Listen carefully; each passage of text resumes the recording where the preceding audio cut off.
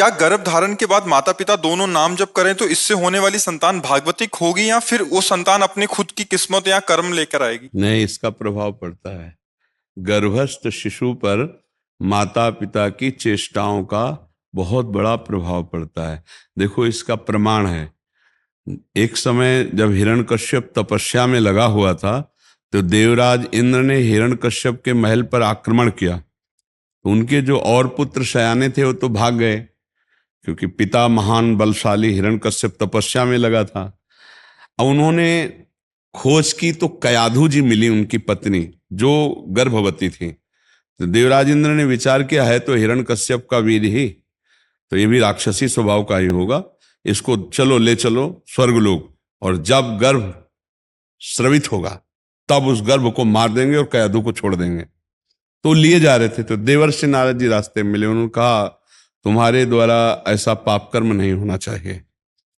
उस बालक जो गर्भ में है उसने तुम्हारा कोई अपराध नहीं किया, उसका किसी से द्वेष नहीं है।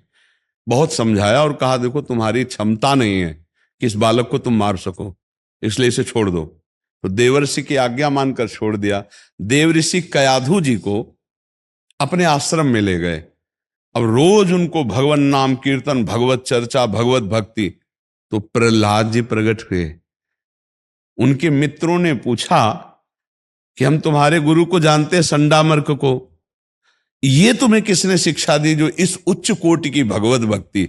तब उन्होंने बताया कि गर्भ में मैं जब मां के था तो देवर्षि नारद जी ने मुझे शिक्षा दी, उन्हीं के प्रभाव से मेरे हृदय में ऐसी हरि की भक्ति जागृत हुई। दूसरा उदाहरण, गर्भस्थ शिशु अभिमन्यु अपने मां के गर्भ में ही जब वो अर्जुन जी चक्रव्यूह रचना को तोड़ने की क्रिया बता रहे थे तो वही सीखा, और मां शयन कर निद्रा में हो गई सप्तम द्वार भेदने का, तो वो नहीं सीख पाए।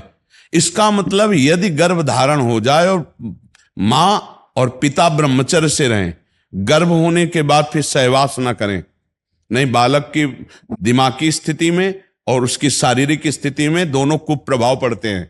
जो गर्भस्थ शिशु के होने पर भी वो सहवास करता है, वो निकृष्ट माता पिता है, वो संस्कारहीन बच्चा पैदा होगा। इसलिए ये जरूर ध्यान रखे, जिस दिन से ये पता चल गया कि पत्नी गर्भवती, उसी समय से मां को और पिता को दोनों को ब्रह्मचर्य रहना, पति पत्नी को ब्रह्मचर्य रहना चाहिए, और उसका आहार विहार पवित्र हो, और रोज भगवत चर्चा सुनाई जाए, नाम कीर्तन किया जाए माता पिता के द्वारा, तो वो बालक जरूर संस्कारी और भागवतिक होगा, पक्का भागवतिक होगा। ये धर्मशास्त्र के अनुसार और अपने विश्वास के अनुसार हम आपको कह रहे हैं। और यदि गंदे वातावरण, गंदा खान पान, गंदी चेष्टाएं, तो फिर आप देख ही रहे हो कि इतना बड़ा बालक है और वो पूरा का पूरा संसार का हर क्षेत्र में वो ज्ञान है, उसको बुद्धि है, उसके व्यभिचार कैसे किया जाता है, बुद्धि है उसके, मोबाइल से खोल के व्यभिचार कैसे देखा जाता है, और वो बहुत तरह से अपने आप को नष्ट कर रहे हैं बच्चे। इसका प्रभाव संस्कार माता पिता के। तो इसलिए धन्यवाद है उन माता पिता को जो अपने गर्भस्थ शिशु से शिक्षा प्रारंभ करते हैं और नौ वयस्क होते होते राष्ट्र सेवक, समाज सेवक और भगवत सेवक के रूप में अपनी संतान को उपस्थित करते हैं।